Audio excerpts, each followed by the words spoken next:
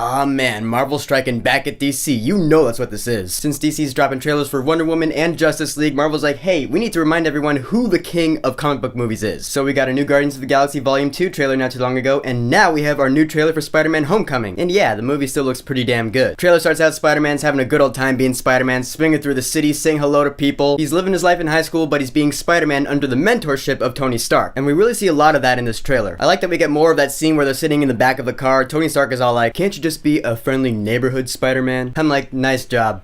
Nice job. Although, why is Spider-Man spoiling backyard pool parties?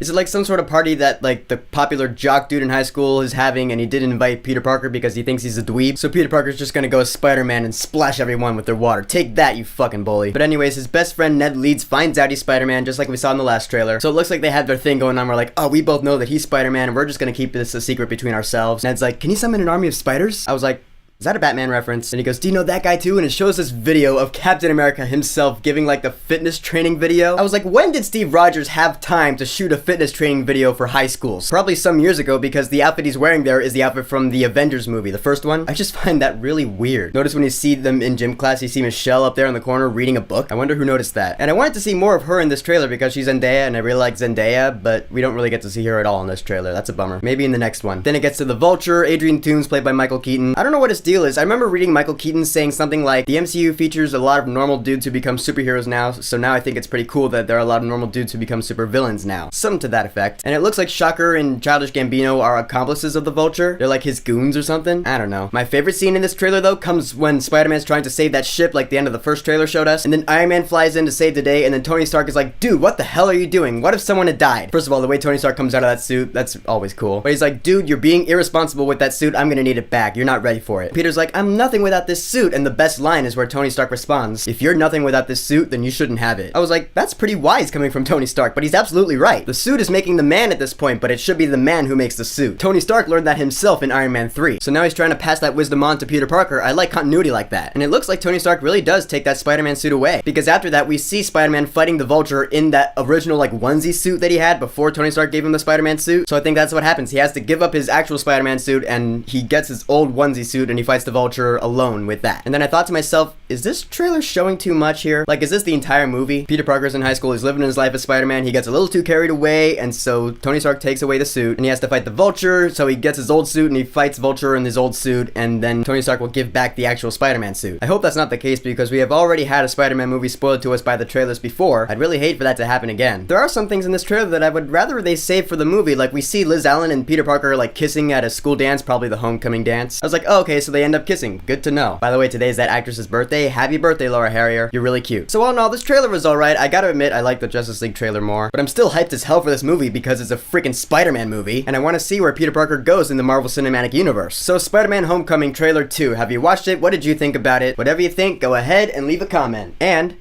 don't forget to subscribe.